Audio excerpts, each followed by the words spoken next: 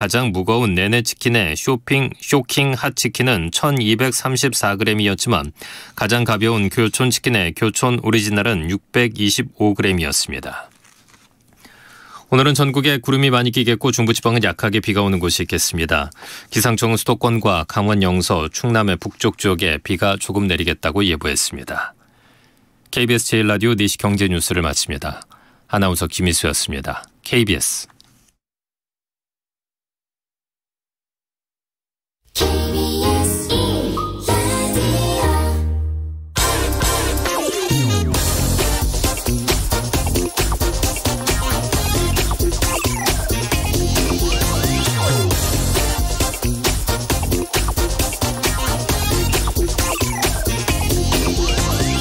어제 아세안 정상회의에서 윤석열 대통령과 일본 기시다 총리가 정상회담을 가졌습니다.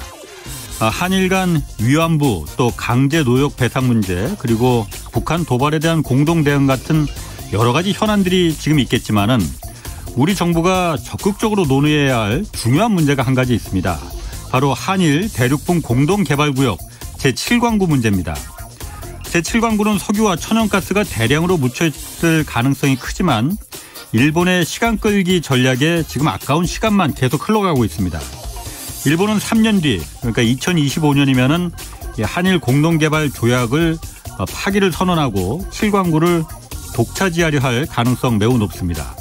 어쩌면 한국은 배제시키고 일본과 중국이 공동개발하는 그런 최악의 상황에 대한 가능성도 제기되고 있습니다. 그렇지만 우리 외교부는 이거 아무 대책이 없어 보입니다.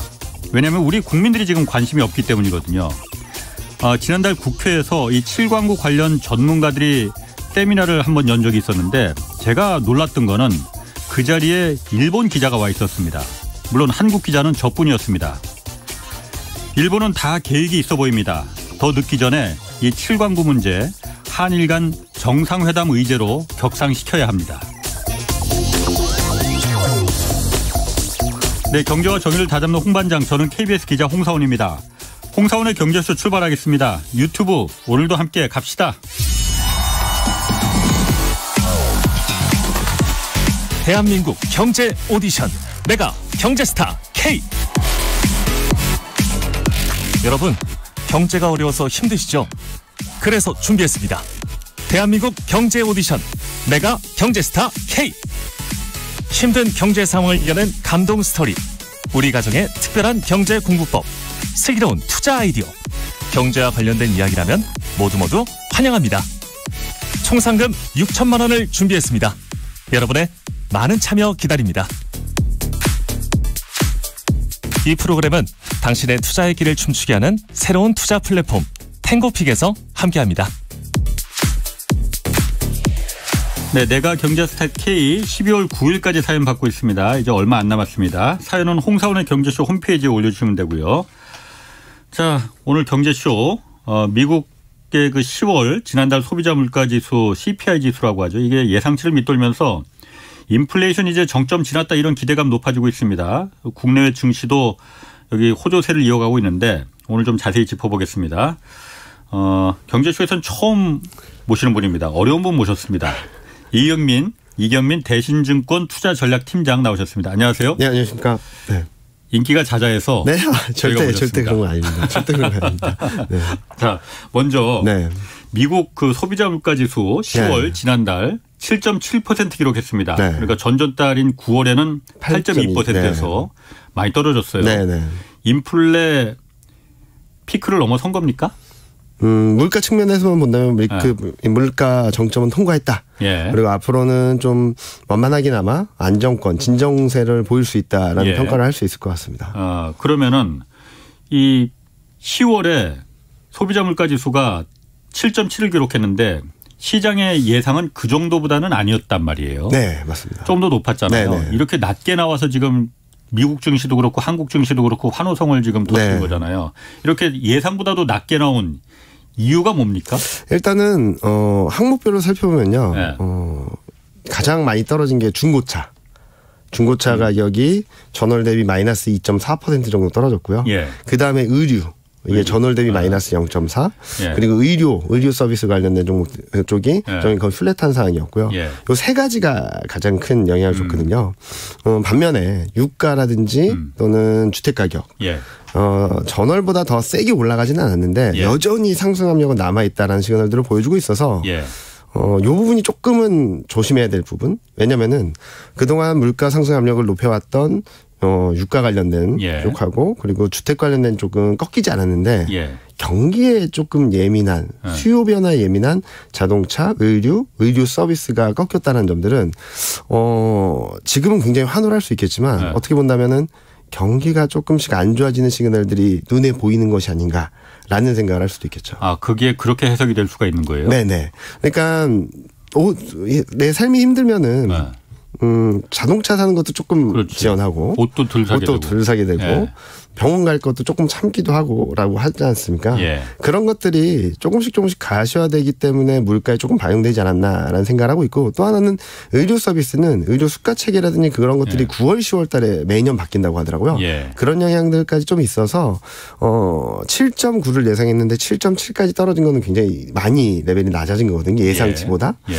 그런 그림들은 앞으로 이 정도의 서프라이즈하기보다는 좀 완만하게 하락하는 그런 그림들을 보여줄 수 있지 않을까라는 생각을 하고 있습니다. 그럼 물가는 지금 꺾였다. 피크점을 통과했다고 보지만은 경기 침체를 예고하는구나. 이것도 같이 그러니까 보여주는 거네요. 네. 두 가지 시그널이 있어서 지금 저희가 보는 것은 통화 정책에 대한 안도감이 시장의 반등 동력이었다면 그다음 사이클에 있어서의 스테이지는 경기가 안 좋아지는 것들을 반영해야 되는 시기가 돌아올 수 있다라고 보고 있죠. 그건 지금 올 거라고 지금 다들 지금 각오는 단단히 하고 있잖아요. 네. 오기 시작했다고 보는 거군요, 그러면. 그런 올 수 있다라는 것들을 조금씩 암시하는 것들이 나오고 있는데 시장은 여전히 통화정책, 금리 인상 천천히 할 거야. 그리고 좀 과도하다라고 생각하는 것 중에 하나는 내년에 하반기에는 금리 인하할 거야. 라는 기대가 시장에 굉장히 많이 반영돼 있죠. 내년에 하반기에 금리 인하까지도 갈 수는 있는 겁니까? 저희는 좀 봐야 될 것 같아요. 그렇게까지 하기는 좀 어렵다라고 생각을 하는데 두 가지 케이스가 있다면 가능하다라고 생각을 하겠죠. 진짜로 경기 상황이 너무나도 안 좋아질 경우 또는 진짜로 신용위기라든지 금융위기가 왔을 경우 이 두 가지 케이스가 있다면 금리 인하가 빠르게 들어올 수 있다라고 보고 있는데 지금은 조금 불편하죠. 왜 뭐가 불편하냐면 시장에는 두 가지 생각이 있다라고 생각합니다. 첫 번째로는 경기 괜찮아. 뭐 실업수당 청구권이나 이런 것들 보면은 경기가 괜찮은 것 같아. 근데 금리 인하는 내년 하반기 할 것 같아. 너무나도 좋은 조합이죠. 솔직히 말씀드리면. 경기는 괜찮은데 금리는 인하한다. 근데 객관적으로 생각해보면 이게 두 가지 조합이 이루어질 수는 없거든요. 경기가 괜찮은데 금리 인하할 이유는 없는 거잖아요. 그래서 지금 2,480 이렇게 왔다 갔다 하는 그림들은 좀 과도한 너무나도 큰 기대감들이 반영된 것이 아닌가 생각을 하고 있습니다. 그럼 미국에서 지금 그 소비자 물가만큼이나 중요한 게 고용, 경기를 말하는 이건 고용이라는 건 일자리라는 건 후행 지표긴 하지만 중요한 지표잖아요. 일자리는 좀 탄탄했었거든요, 그동안. 네, 맞습니다. 지금은 어떻습니까? 일단은 일자리 고용 지표는 실업률만 놓고 본다면 굉장히 안정적이다라는 말씀을 드릴 수 있을 것 같아요. 자연 실업률이라고 할 수 있는 4%를 하회하고 있고.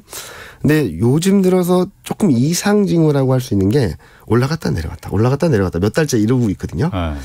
이게 통상적으로 이런 패턴을 본다면 튀기 직전에 그런 그림도 좀 많이 보여줬었고요. 또 하나 걱정스러운 것은 기업들 그러니까 비용 부담이 커지고 있는 기업들 경기 상황에 따라서 경기 실적이 불확실성이 커지는 기업들이 사람들을 이제 더 이상 안 뽑으려고 하고 있습니다. 구인 건수가 완전히 급락 반전을 했고요. 그리고 대규모 해고자 수는 급등을 하고 있고요. 뭐 뉴스만 보셔도 아실 것 같아요. 뭐 메타에서 11,000명을 해고한다. 구조조정 이슈들이 계속적으로 들어오고 있거든요. 애플, 아마존도 지금 뭐 줄이겠다고 하고. 그런 것들을 본다면 아마 올해 11월, 12월쯤에는 실업률이 좀 오르는 그림들이 나타나지 않을까. 그 부분이 굉장히 시장에는 불안 요인. 시장에는 지금까지는 경기는 괜찮아라고 생각을 했었던 부분들에 있어서 아니네. 경기 침체로 가는 거 아니야? 라는 걱정을 할 수도 있다고. 올게 오는구나. 네. 그러면 올게 오는구나 하면은 고용이 그러니까 그 무너지기 시작하는 그 수치가 보이면은. 미국 연방준비제도가 어쨌든 가장 중요하게 생각하는 게 물가하고 고용이잖아요. 맞습니다. 물가도 지금 피크가 약간 좀 꺾이는 것 같고 네. 그런데 고용이 지금 불안해. 네.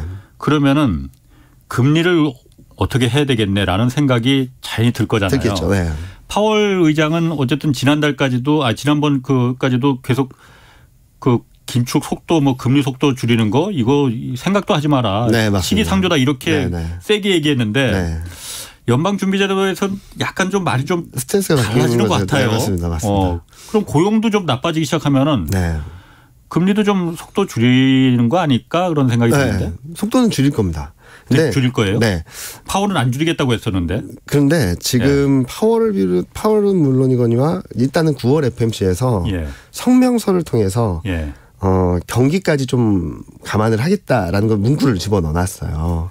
그리고 22도 성명서와 라가르드 총재의 발언을 통해서 확실하게 경기까지 생각을 하겠다라는 얘기를 하고 있죠. 22는 유럽중앙은행도. 네, 유럽중앙은행이죠. 자, 그러면은 왜 이런 조치들, 그러니까 그동안에 물가 잡겠습니다라고 했던 스탠스에서 잠깐만 경기도 같이 보자라고 생각을 했던 이유들을 좀 생각을 해보면 금리 인상을 시작한 지 거의 8개월이 지나고 1년이 가까워지고 있습니다. 그렇죠. 그러면은 통상적으로는 지금부터 실물 경제 파장을 줄 거거든요. 22도 그렇고 미국 중앙은행도 그렇고 둘 다 잠깐만 우리 여기까지 정신없이 왔는데 실물 경제 어느 정도 파장이 줄지는 좀 봐야 되겠다는 거예요. 그런데 물가는 아직 제대로 안 잡혔다는 거죠. 정점을 찍었긴 했는데 연준이나 미국 중앙은행이나 뭐 유럽 중앙은행들이 원하는 물가 레벨까지 갔느냐 전혀 아니거든요. 7% 6%대라고 한다면 여전히 높은 수준이죠. 그렇기 때문에 금리 인상을 천천히 하겠다라는 거죠. 여기서 오해하면 안 되는 게 금리 인상을 멈추겠다, 금리 인상을 멈추겠다 아니면은 금리 인하를 한다는 게 아니라 긴축을 하겠는데 천천히 그러니까 폭을 좀 줄이더라도 더 많이 할 수 있다는 거죠.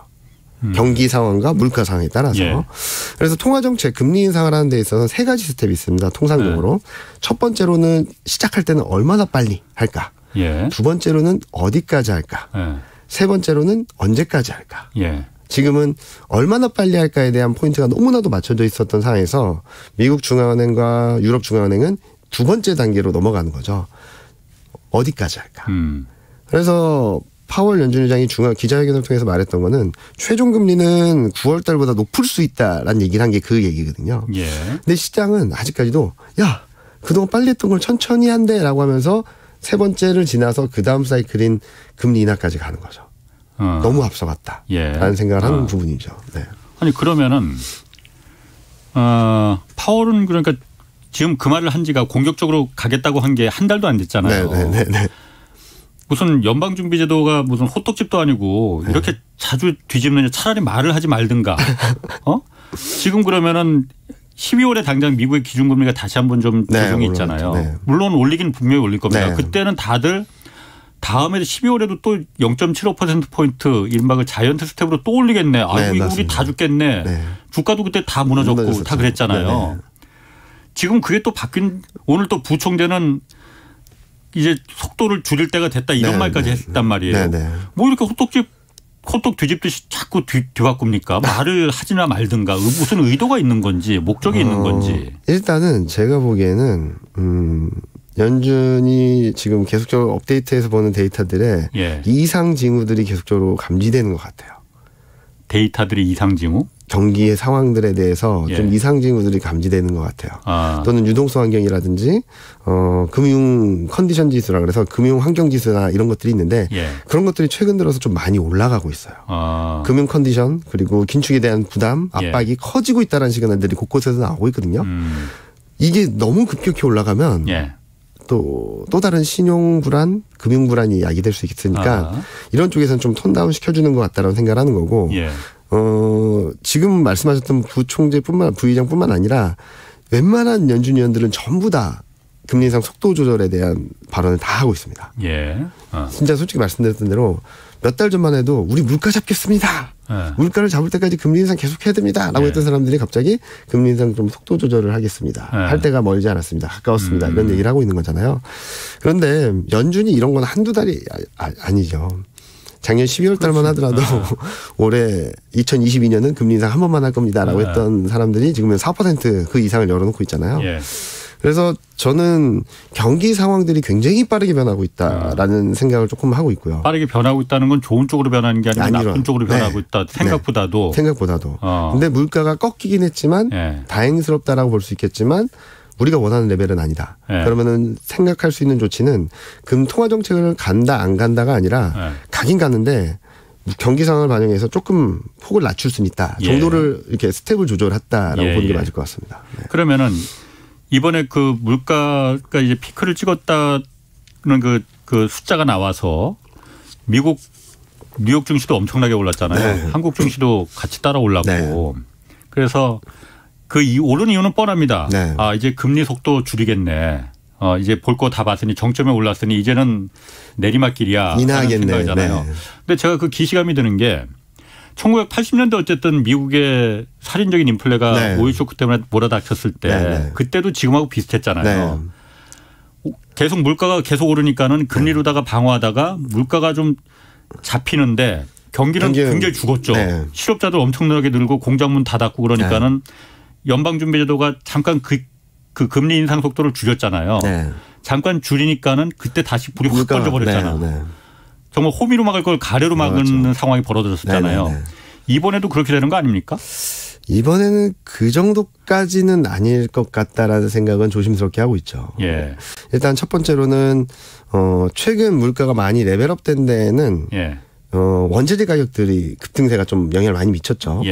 근데 원유든 곡물 가격이든 본다면 전년 대비 변화를 봤을 때 내년 1분기를 가면 지금 가격대만 유지한다고 하더라도 마이너스 20% 20%대로 레벨 다운 됩니다. 그럼 일단 원자재 가격들은 좀 진정이 될 거고요.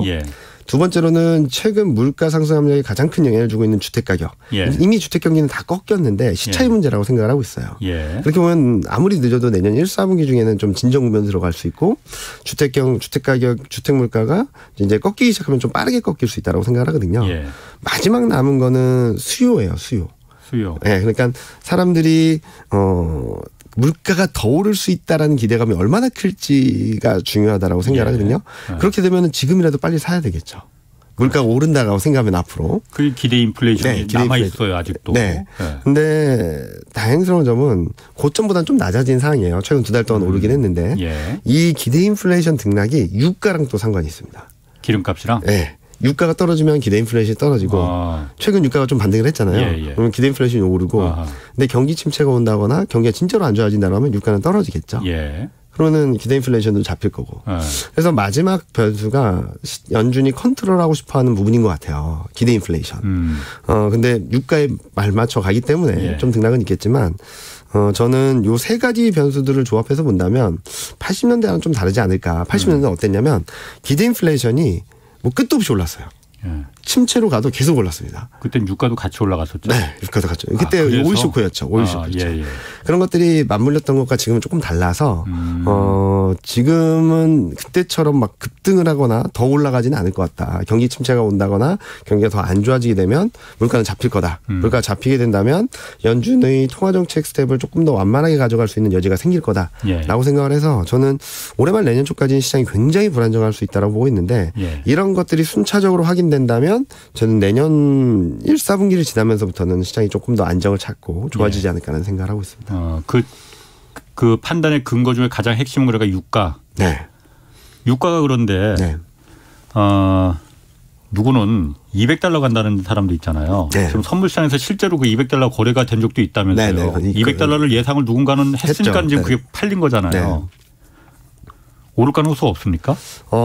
저는 오를 가능성은 극히 낮다라고 생각을 하고 있어요. 많은 분들이 $120 갔을 때 $150 간다, $200 간다라고 많이 말씀을 하셨는데 저는 그때부터도 경기가 침체로 가면 2022년 말, 2023년 초에는 자칫하면 $60도 볼 수 있다라는 얘기를 했거든요. 반토막 날 수 있다. 그렇게 봤던 이유는 첫 번째로는 많은 분들이 걱정을 했었던 게 공급이 부족하다. 러시아, 우크라이나 전쟁 때문에. 근데 공급이 부족하진 않았습니다. 공급이 부족했다면 러시아가 돈을 벌 수가 없었죠. 근데 러시아는 있는 석유, 원문 석유 다 팔았잖아요. 인도, 중국. 또 재밌는 거는 여기다 팔았던 것들을 유럽이나 이런 다른 나라들이 사갔어요. 그러니까 전 세계적으로 보면 공급이 줄어든 건 없습니다. 예. 그리고 이제 수요가 문제겠죠. 예. 수요도 탄탄해. 라고 했는데 그리고 최근 들어서 반등을 한 거는 중국이 리오프닝 한다 그러니까 봉쇄 조치를 좀 완화한다라는 그 기대감 때문에 반등을 했는데 저는 이건 좀 일시적이지 않을까. 아마 이번 주에 발표되는 중국 실물 지표들이 나오면은 중국 경기가 아직까지 안 좋구나라는 생각을 할 수 있겠고요. 그리고 3분기까지는 잘 버텼던 이유는 3분기까지는 미국하고 유럽 GDP 성장률이 굉장히 좋았습니다. 미국도 전년 대비로 보면 1.6, 유럽도 1.9 굉장히 좋았는데 이제 지금부터가 문제예요. 미국 4분기 GDP 성장률 전망이 전년 대비 0이고요. 내년 1분기가 0.2.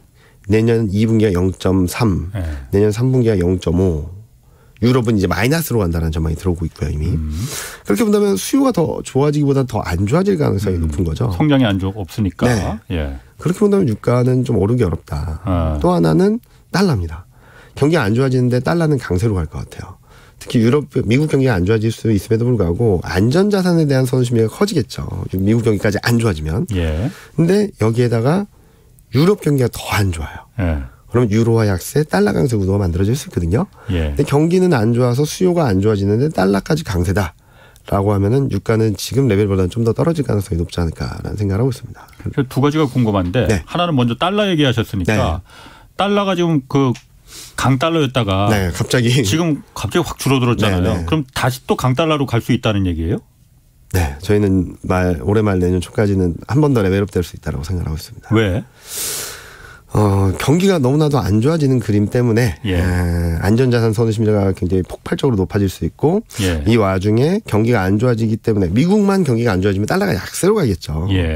오히려 채권이 좋고 금이 좋고. 근데 지금은 유럽이 더 안 좋거든요. 유럽은 이미 내년 역성장에 대한 기대들이 들어오고 있습니다. 그렇게 본다면 같이 안 좋아지지만 유럽이 더 안 좋다라고 하면은 유로와 약세 달러 강세 구도가 만들어질 수 있다라고 생각을 하고 있고요. 그리고 이 구도를 좀 바꿔줄 수 있는 게 일본 아니면은 뭐 중국 변수라든지 그런 쪽인데 아직까지 반전을 보여주긴 좀 어려운 것 같아요. 그러면은 다 같이 안 좋은데 미국까지 안 좋아지고 있다라는 그림. 근데 다른 나라는 더 안 좋아지고 있다라는 그림들이 달러에 대한 수요를 조금 더 높여주지 않을까라는 생각을 하고 있고요. 그리고 최근 보면은 그러면 왜 달러 인덱스가 110을 넘다가 왜 106까지 내려왔냐. 그럴 거면 이미 내려왔겠지. 아니면 안 떨어졌겠지. 지금 106까지 떨어지고 미국 증시가 하루 만에 뭐 날싸이 7% 넘게 오르고 코스피가 뭐 2,300선 왔다 갔다 하더니 갑자기 2,480까지 올라온 거는 좀 과도한 기대감이 들어왔다는 거죠. 아까도 잠깐 말씀드렸지만 통화정책 속도 조절을 넘어선 기대감이 들어왔다고 생각하고 있습니다. 속도 조절 다음에는 금리 인상을 멈추는 거, 그다음에 금리 인하 스텝을 고려해야 되는데 지금은 금리 인하 기대를 확 땡겨온 거죠. 2023년 하반기에 들어올 수 있다.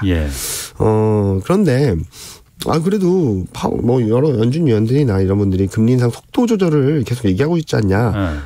속도 조절이에요. 금리 인상을 하는데 속도를 조금 슬로우하게 갈 수 있다는 거지 긴축 사이클을 멈추는 게 아닙니다. 그래서 연준 위원들의 발언들을 보면은 꼭 뒤에 또 따라오는 말이 있어요. 금리 인상 속도 조절을 고려해야 될 때다. 다만 이 금리 인상 속도 조절을 피벗이라고 하죠. 정책을 이렇게 좀 전환하는. 통화 정책을 방향을 바꾸는. 최소한 금리 인상을 올리는 걸 멈추는. 그런 것들로 기대감이 이어지기에는 좀 무리가 있다. 아니다. 그리고 우리 지금 시점에서 금리 인상을 멈추는 것을 논의하기에는 시기상조다라는 말을 계속하고 있는데 이 부분을 이렇게 빼고 여기만 보면서 기대감을 좀 키워가고 있다라고 생각을 하고 있죠. 아니 유럽이 안 좋아질 거라는 거는 다 공통적인 그 분석인 것 같아요. 그래서 이제 유로화가 이제 가치가 떨어지고 그에 대해서 이제 달러에도 안전자산이 몰릴 거다. 근데 유럽이 안 좋아지는 건 맞는 것 같은데 다른 나라들이 유럽만큼 안 좋아질 거라는 거는 그 정도는 아니잖아요. 그 정도는 아니죠. 그러면은 달러가 강달러가 되는 게 아니고 그냥 유로화가 슈퍼 약세 이렇게 가는 게 맞는 거 아닌가. 근데 왜냐면은 제가 잠깐만 말을 먼저 끝낼게요. 달러가 갑자기 이렇게 강달러다가 갑자기 확 수그러든 게 그때 미국 국채가 흔들렸잖아요. 일본과 중국이 미국 국채를 내다 팔아서 그거로다가 달러를 마련하다 보니까 미국 국채 시장이 이거 잘못하면 박살나게 생겼네. 라고 하면서 이제 강달러가 수그러든 거잖아요. 유럽이 무너지는 거하고는 이 국제시장 만약에 그래서 강달러가 또 돼버리면은 전 세계적으로 일본하고 중국이 가만히 있겠느냐 또 내다 팔 텐데 국채를. 그럼 미국은 또다시 여전히 리스크가 있는 건데 그 상황을 미국이 갈까? 그건 아닐 것 같은데. 저도 그런 수급적인 변수로 인해서 상승폭이나 탄력이 굉장히 세거나 그러지는 않을 수 있다라고 생각을 하고 있어요. 근데 다만 이번에 고점을 찍었던 114 정도를 넘어서 120 정도까지는 올라갈 수 있겠다라는 생각을 하는 거고 이 와중에 원달러 환율은 좀 더 약세를 보일 수 있다라고 보고 있는데 아까 말씀하신 대로 미국채에 대한 수급 논리가 굉장히 꼬여 있는 건 맞아요. 그런데 이미 금리 인상에 대한 부분들은 일단은 톤 다운 시켜놓은 거거든요. 그러니까 금리 인상에 대한 부분. 헷갈리시면 안 되는 게 금리 인상, 금리 동결, 금리 인하가 있는데 지금은 인상 사이클을 좀 슬로하게 가든다는 겁니다. 근데 시장은 금리 인하까지 반영을 하면서 106까지 내려왔다는 거죠. 너무 과도하게 내려왔다는 거죠. 그리고 여기 위로 올라가는 것, 그러니까 말씀하시는 것들은 그러면 그 전고점을 넘어서는 건 좀 어렵지 않을까라는 말씀을 하시는 거잖아요. 근데 저는 채권금리 이제는 잡혔다고 생각합니다. 채권금리는 하긴 요즘 국채는 굉장히 많이 내려갔어요. 굉장히 내려갔고 장기채를 중심으로는 좀 더 내려갈 수 있는 아니면 오른다 하더라도 전고점을 넘지 못하는 그림이 나올 수 있다고 생각을 하고 있어요. 어찌됐든 간에 금리 인상 속도 조절이 나왔다는 점들은 그리고 또 금리 인상 사이클에 있어서 보통 2년물이 최종금리에 대한 고민이잖아요. 10년물은 경기에 대한 반영이고 10년물 이제 경기에 대한 반영들을 하기 시작한다면 저는 더 떨어질 수 있다고 생각합니다. 그러면은 글로벌 전반적으로 둘러싼 국채를 둘러싼 수급 영향들은 이제 수그러들고 본격적인 경기를 반영을 하는 시간이다라고 생각을 하는 거죠. 그래서 달러 인덱스를 구성하는 거의 50% 이상이 유로화다 보니까 유로화가 약세를 가면 달러가 자연스럽게 강세를 가고 그 와중에 아직 중국 경기가 살아나지 못했다라는 것들 때문에 위안화랑 원화도 더 약세로 가면서 저희는 이런 말 들으시면 좀 놀라실 수도 있는데 원달러 환율은 1,500원 넘을 수도 있다 생각을 합니다. 그 무서운 얘기인데. 언제? 올해말 내년 초쯤이요. 근데 1,500원을 다시? 저는 그때가 정점일 것 같아요. 그러니까 제가 말씀드리고 싶은 것은 경기를 반영하는 과정에 있어서 굉장히 충격이 있을 수도 있을 것 같아요. 그리고 많은 분들이 큰일 났다. 이제 끝났다라고 생각하실 수 있는데 저는 오히려 그때가 기회다라고 생각하거든요. 왜 기회가 되는 거죠? 일단은 안 좋아지는 만큼 안 좋아지는 것들의 반대급부들이 들어올 수 있다는 거죠. 안 좋아지면 안 좋아지는 거에 대한 말이 어려운데. 어렵죠. 자, 그러면은. 오늘 말씀 참 잘하시네. 모시길 잘했네. 진짜로 경기가 진짜로 안 좋아졌어요.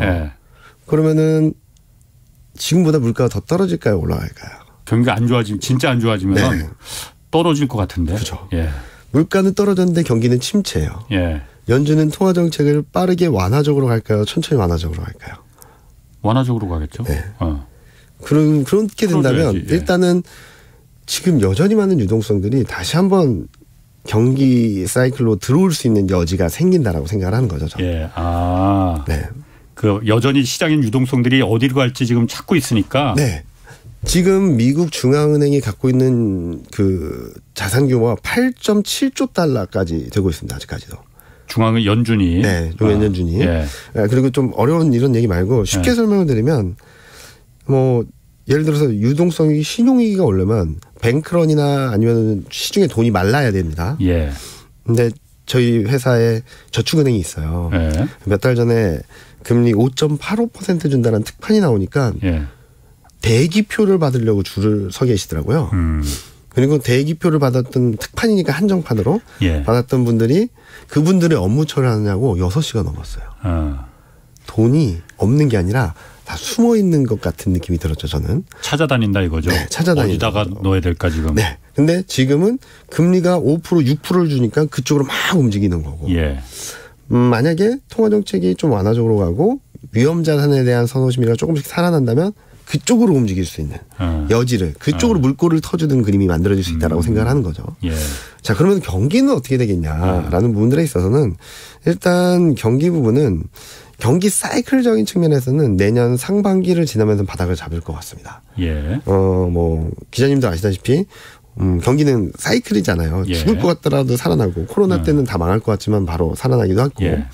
근데 2021년 7월 OECD 경기선행지수라는 지표가 있어요. 그 지표를 기준으로 보면은 2021년 7월이 고점이었습니다. 지금 계속 떨어지고 있는데 통상적으로 고점에서 저점까지가 2년 사이클이에요. 그러면은 2023년 7월 전후가 바닥이 될 수 있다. 라는 그림이고 올해 4분기, 내년 1분기, 2분기 좀 길게 하면 3분기까지 저희는 마이너스 성장일 수 있다라고 생각하거든요. 미국이 전년 대비로. 그러면은 그 다음에는 뭐가 들어오는지 생각해보면 2023년 4분기부터는 2022년 4분기 때 마이너스 성장했던 게 기저효과로 들어오겠죠. 기저효과로. 네. 그리고 2024년 1분기는 23년 1분기의 기저효과. 이 기저효과들이 들어와서 자연스럽게 경기 모멘텀을 이렇게 턴어라운드하는 구간으로 들어갔습니다. 그러니까 최악의 상황을 지나게 되면 물가는 안정되고 통화 정책은 완화적으로 하고 시차를 두고 바라본다면 경기가 턴어라운드하는 그림들을 가시적으로 보여줄 수 있기 때문에 저는 뭐 아무리 늦어도 내년 하반기에는 시장이 굉장히 좋아질 수 있다라고 생각을 하고 있죠. 자, 아까 또 한 가지 두 가지 중에 또 한 가지 궁금한 건 중국이 지금 어쨌든 다 제로 코로나로 셧다운 하고 있는 상태잖아요. 네네. 그래서 석유값도 공장이 안 돌아가니까 석유값도 맞습니다. 이렇게 좀 내려가고 그런 네네. 건데 얼마 전에 이제 전병서 중국 경제금융연구소 소장 나와서 하는 말이 3년임 체제에 대해서 어쨌든 불만들이 많잖아요. 내부 체제에 대한 독재 체제가 완성됐으니까 그런 부분들이 지금 코로나로 다 열어놓으면 사람들 돌아다니면 불만이 폭발해서 체제가 전복될 수도 있다. 그러니까 그냥 집안에 꼭꼭 감춰 못 나오게 해야 된다. 지금 그래서 코로나를 안 푸는 거다. 그런데 내년 3월이면은 전인대 끝나고 그러면은 아마 풀 것이다. 그러면 중국 공장들이 그때부터 막 돌아가기 시작하고 중국 산업이 중국 경제가 그때부터 돌아갈 건데 그러면은 원유값, 석유값 지금처럼 그렇게 낮게 계속 있을 거냐. 더군다나 오페크 회원국들 플러스 국가들 다 감산하겠다고 그것도 역대급으로 감산하겠다는 거잖아요. 하루 200만 배럴씩. 중국은 이제 3월이면 돌아갈 텐데 그러니까 소 배럴당 200달러에 베팅하는 사람들도 지금 나오는 거 아니냐. 그 부분은 어떻게 보시나요? 일단은 중국 수요가 살아나서 턴어라운드 하면 좋긴 하죠. 근데 다른 나라들이 안 좋은 상황에서는 유가가 200달러까지 갈 수 있을까를 봐야 되는 거죠. 그러니까 지금 전반적인 글로벌 경기 둔화로 인한 상황에서 중국이 다운돼 있다 보니까 유가 수요가 굉장히 안 올라가서 멈춰 있다라는 생각을 하시는 거잖아요. 근데 다른 나라들이 이제 더 다운으로 가면은 유가는 떨어지겠죠. 근데 이렇게 다운으로 가는 상황에서 중국이 살아난다고 해서 유가가 120달러, 200달러 간다? 저는 그건 좀 무리가 있다라는 생각을 하고 있고요. 아까 말씀하신 것 중에 저희도 내년에는 중국을 되게 긍정적으로 바라보고 있습니다. 근데 다른 점은 제로 코로나 정책이 언제 풀린다라는 가정은 하지 않고 있어요. 왜? 그게 중요한 변수 아니에요? 중요한 변수긴 한데 코로나를 경험해 보셨잖아요. 제가 2021년 전망을 하면서 그러니까 2022년 지나서 21년 전망을 하면서 세미나를 가거나 그러면은 가장 먼저 물어보는 게 코로나 언제 끝나요? 그게 많은 사람들이 전략의 포인트라고 생각했던 것 같아요. 근데 제가 말씀드렸던 것은 모른다. 이거를 전망의 중심에 놓고 가면 안 끝나면 어떡하냐. 전망을 다 바꿔야 되는 거다. 그래서 제가 말씀드렸던 거는 코로나19는 완만하게 사람들의 민감도가 완만하게 떨어진다라는 가정을 하고 끝나면은 굉장히 좋은 그림들을 더 플러스 알파로 줄 수 있고 계속된다면은 그렇다고 해서 더 심해지지 않을 거다. 왜냐하면 우리가 유럽 재정위기도 겪어봤는데 처음에 빵 충격 효과가 가장 크고 똑같은 일이 여러 번 발생하면 거기에 대한 충격 효과는 줄어든다. 그러면은 경제적 파장이든 사람들의 인식이든 금융시장의 인식이든 완만하게 줄어들 거니까 그렇게 된다면 뭐 더 나쁘지 않은 환경으로 간다라고 볼 수 있다라고 말씀드렸었는데 이번에도 그 부분에 대해서 저희 이코노미스트하고도 굉장히 많이 얘기를 했어요. 자기는 똑같은 말씀하시더라고요. 전인대 끝나면 풀릴 것 같다라고 막 그런 얘기를 해서 오케이 나도 인정. 근데 그거를 전망에 가정을 하지 말아라. 완만하게 떨어진다는 가정을 하고 빵 풀리면은 더 좋아지고 있습니다라고 말해주면 된다라는 얘기를 했거든요. 근데 저는 그 부분을 제외하고더라도 내년엔 좋을 것 같아요. 중국이. 왜냐면은 지금 미국 경제, 유럽 경제가 너무나도 불안정해지고 미국 중앙은행도 유럽 중앙은행도 금리 인상을 속도 조절을 좀 하겠다라는 얘기를 한 이유는 아까 말씀드렸던 것처럼 예. 금리 인상을 많이 한 것들이 이제 반영될 거라는 걱정이 있는 거잖아요. 1년 지났으니까. 네. 예. 중국은 정반대죠. 훨씬 먼저 시작했지. 올해는 예. 돈 풀고 예. 금리 인하하고 예. 재정 정책 쏟아붓고 그렇죠. 소비 쿠폰 뿌리고 예. 그 효과들이 저희는 내년에 반영될 것 같다는 생각을 하는 거예요. 다른 나라보다 먼저 네. 나오기 시작할 거라 이거죠. 네. 반영을. 그러니까 그렇겠네. 다른 나라들은 경기가 안 좋아지는 쪽으로 통화 정책의 여파로 경기가 안 좋아지는 쪽이라면 예. 중국은 유일하게 통화 정책과 재정 정책 여파로 다른 나라보다 좋아지는 그림이겠죠. 예. 그래서 저희는 유가가 그렇게 많이 오를 것 같지 않다. 왜냐하면 다른 나라 전반적으로 내려가는데 중국 혼자 올라간다고 예. 전 세계의 수요를 감당할 수 없기 때문에. 예. 그리고 두 번째로는 중국 경기는 괜찮을 건데 제로 코로나가 언제 들어올지도 굉장히 중요한 변수긴 하지만 예. 그걸 차치하더라도 정책 효과들이 내년에 중국 경기에는 플러스 요인을 줄 것이다라고 생각을 하는 거죠. 그래서 예. 이렇게 약간 극단적이긴 한데 아까 잠깐 원달러 환율이 1,500원까지 갈 수 있다고 말씀드렸는데 저희 내년 연말에는 1,200원대 갈 수 있다고 보고 있어요. 1,500원 갔다가 다시 1,200원까지? 네.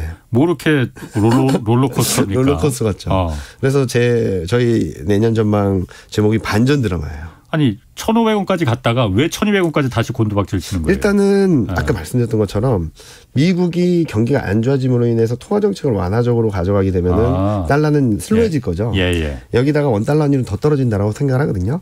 그렇게 보는 이유는 아까 중국 경기 때문이죠. 예. 중국 경기는 상대적으로 견조하고 미국과 유럽은 좀 안 좋고 예. 그러면은 달러 인덱스는 슬로워진다 하더라도 원달러 환율이랑 위안화는 이렇게 내려가는 거죠. 그러니까 지금까지 봐왔던 것들과의 반대 상황들이 내년에는 좀 벌어질 수 있다.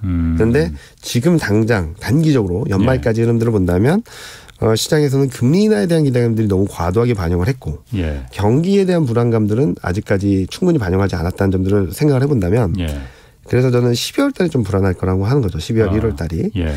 왜냐하면 12월 FMC가 12일, 13일 날 있거든요. 예. 그때 점도표를 통해서 예. 내년 금리 인하에 대한 기대를 확 꺾어버리려고 할 것 같아요. 연준이. 인상에 대한 인하에 대한 기대를. 네. 그 말은 그러니까 계속 강공으로 나갈 거다 이걸 아니, 강공이라기보다는 금리 인상 속도 조절이란 말은 맞잖아요. 근데 지금 시장은 내년에 금리 인하를 기대하는 거잖아요. 인하는 생각하지 마라. 이걸 말해주고 싶어요. 암시해 줄 거라 이거죠. 네. 그래서 그리고 내년 12월에 발표되는 11월 실업률, 1월 초에 발표되는 12월 실업률이 좀 튀는 그림이 나오면은 시장은 두 가지에 흔들리겠죠. 기대했던 통화정책 금리 인하가 아직은 아닌가 봐. 야, 경기는 이렇게 나빠지고 있어. 이 두 가지 이중고에 시달릴 수 있는 환경이 될 수 있어서 올해 말 내년 초까지는 좀 조심하자. 그런데 기회다. 내년 큰 흐름들을 본다면 통화정책은 더 안 좋아지면 안 좋아질수록 완화적으로 갈 수밖에 없는 사이클로 들어왔고 경기도 더 나빠지기보다는 바닥을 잡아가는 과정일 거고 이 와중에 중국이 상대적으로 견조하다면 원화는 위안화는 상대적으로 강세를 가면서 외국인 수급이 들어올 수 있다. 외국인 수급이. 네. 그래서 저는 외국인 수급 지금도 많이 들어오는데. 많이 들어오죠. 그래서 저 이렇게 말씀드리면 많이 질문하시는 게 지금 6조 넘게 들어왔는데 얼마를 팔아야지 네가 말한 2,000선 초반 2,050선까지 가냐. 저희 하단이 2,050이거든요. 별로 안 팔아도 된다라고 말씀드려요. 좀 이해가 안 되실 수도 있는데 자 7월 8월 달에 증시가 2,300을 왔다 갔다 하던 게 2,500을 넘어섰습니다. 6조 5천원을 샀어요. 외국인들이? 네, 외국인이. 근데 여기 보면 한 230포인트 정도 올랐죠. 근데 6조 5천원을 샀습니다. 2,530에서 2,130까지 10월 9월 말에 2,130까지 갔잖아요. 얼마를 팔았을까요? 얘기하시는 거 보니까 별로 안 판 것 같은데. 2조 5천원 팔았어요. 한 3분의 1만 팔았구나. 네. 그리고 2,130에 2,485인데 또 6조 4천억 사고 있습니다.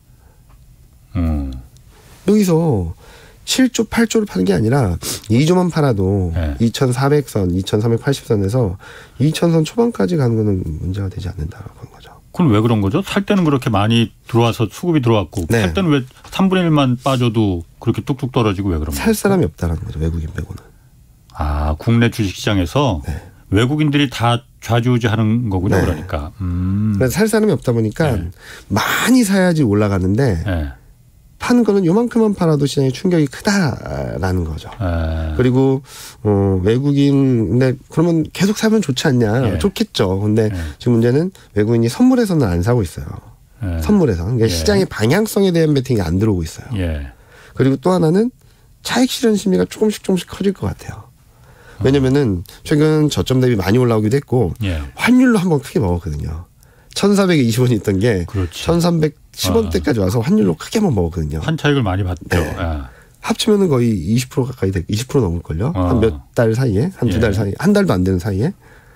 그러면 팔고 싶겠죠. 이제 연말도 다가오고. 그런 면에서. 그러면은 팔고 싶다. 그러니까 차익 실현한다는 심리만으로 이만큼 샀던 걸 요만큼만 줄여서 이거는 수익으로 확보해야지라는 것만으로 시장 많이 흔들릴 수 있다. 그럼 말씀하신 대로 그런 얘기라면은 제가 생각엔 약간 앞뒤가 안 맞는데? 어떤 거예요? 말씀해 주세요. 앞으로 그러니까 환율이 1,500원까지 갈 거라면서요. 그러면 외국인 자금이 그런 정도 예상이면은 이 팀장님 예상하는 정도면 외국인들도 더 빠삭하게 알 수도 있을 것 같은데 한국 시장 들어가면 안 되겠네. 환율 1,500원까지 갈 수도 있어. 환차손 내가 걱정해야겠는데 이 생각 들 것 같은데요.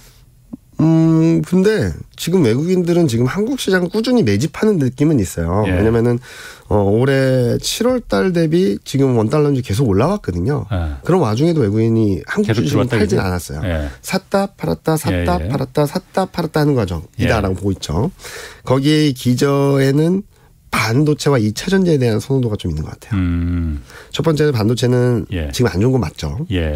근데 더 안 좋아질까? 바닥권은 아닐까? 그러면 매집해도 될 구간이 아닐까라는 생각을 하는 것 같아요. 그래서 5만 원 초반 중반만 가면 외국인이 정신없이 들어옵니다. 반도체에 대해서. 그리고 2차 전지에 대해서는 계속적으로 좋게 보는 거죠. 미국에도 투자를 많이 하고 비중도 늘어나고.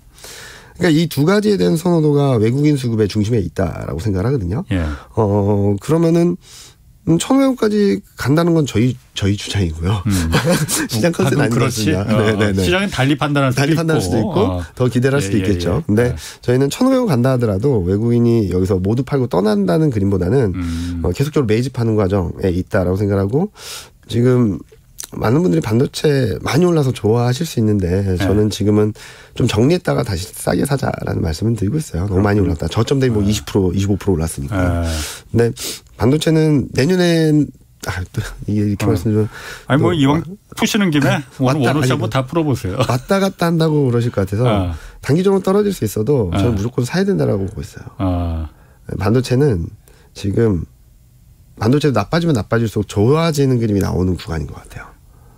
그게 뭐야? 나빠지면 나빠질수록 좋아진다는 게. 경기 측면에서도 경기가 안 좋아지면 안 좋아질수록 통화 정책이 완화적으로 갈 수 있는 시점들이 빨라진다고 말씀드렸잖아요. 지금 반도체 업황이 안 좋아지고 실적이 진짜 안 좋아지면서 기업들이 대응하는 게 반도체 기업들이 대응하는 게 캐펙스 컷이에요. 그러니까 투자하려고 했던 걸 철회하는 거예요. 자 그러면은 수요에 따라서 공급 계획을 세놓는 게 있는데 이게 공급이 모자라지는 거구나. 그게 23년 하반기 24년에 들어올 수 있다. 그럼 반도체 가격은 올라가겠네요. 수요는 또 많아지고. 그럼 완전 꽃놀이팬데 그거야말로. 그런 의미에서. 그런데 왜 떨어지냐라고 하면 좀 과도하게 올랐고 아직 실적 바닥을 보지 못했어요. 실적 전망치만 본다면 내년 1분기, 내년 2분기 중에 바닥이 나올 것 같아요. 그래서 그걸 선반영해서 본다면 올해 말 내년 초쯤에는 바닥이 나올 수 있는데 지금은 단기적으로 좀 많이 올랐다 정도로 말씀을 드리고 있습니다. 그렇군요.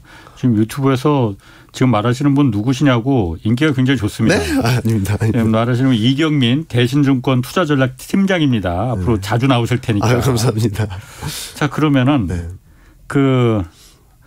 요거는 하나 물어볼게요. 환율 한번 좀 마지막으로 하나 더 하면 요즘 보면 막 하루에 막 40원, 50원씩 막 내려가는 걸 좋긴 좋은데 그렇게 떨어지잖아요. 뭐 10원, 20원도 큰데 40원, 50원 이거 괜찮은 거예요?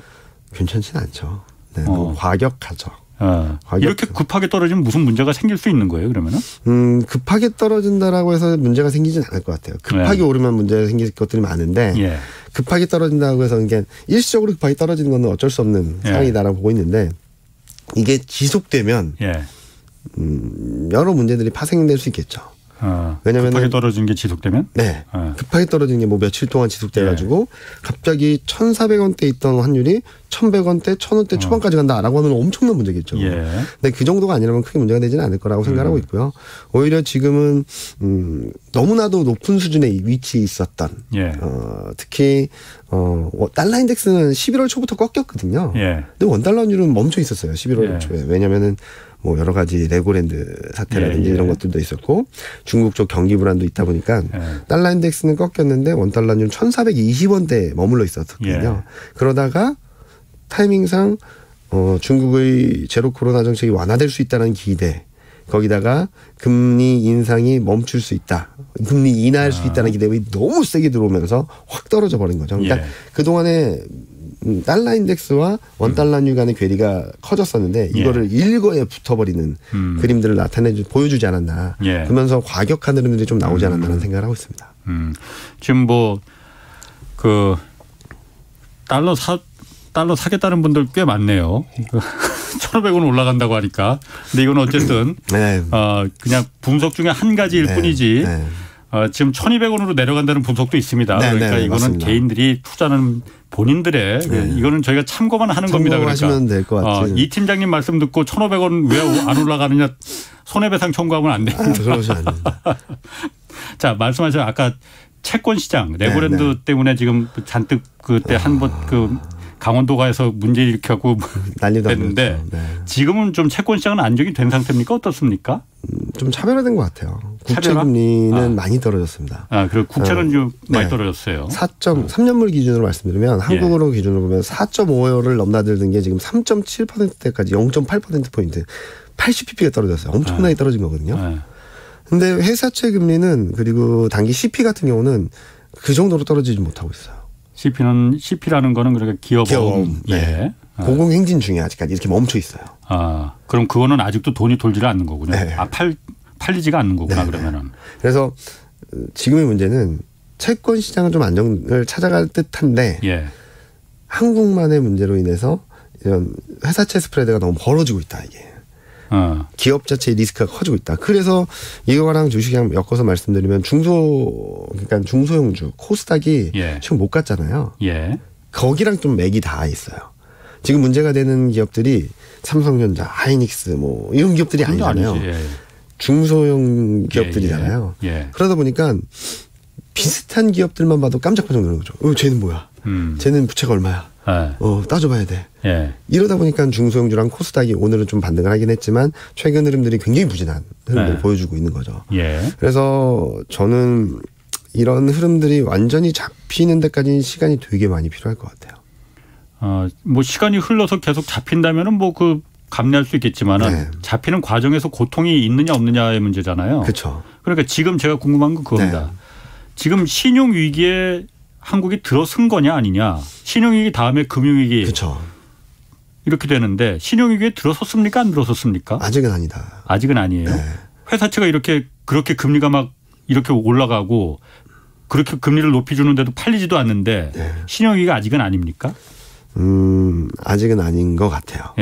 이게 신용위기로 되려면은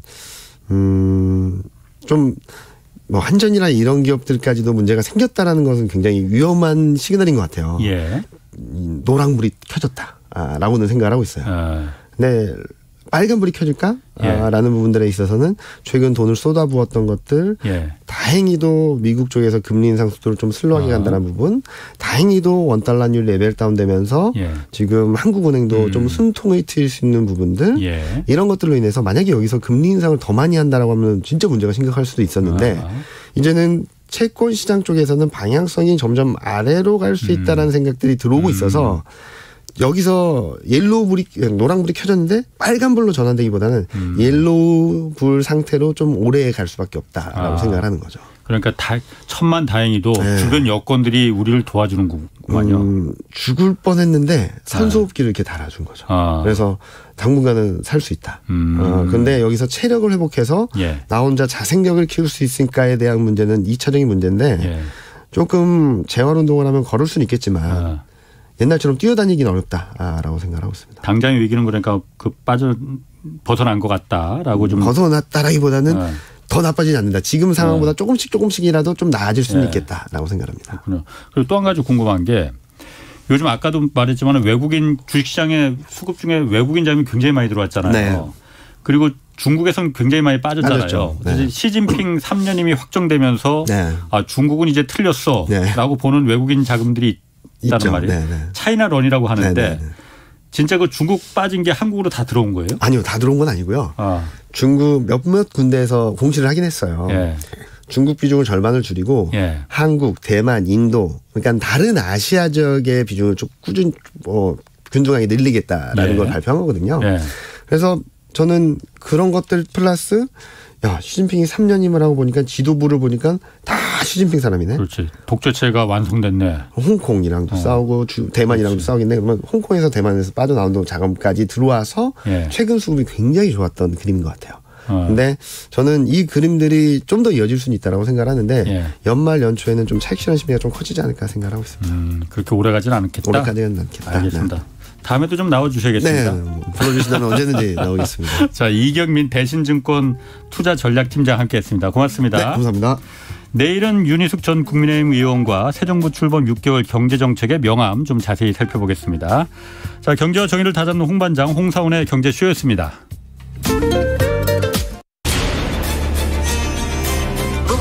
K 드라마 And the Oscar goes to Parasite.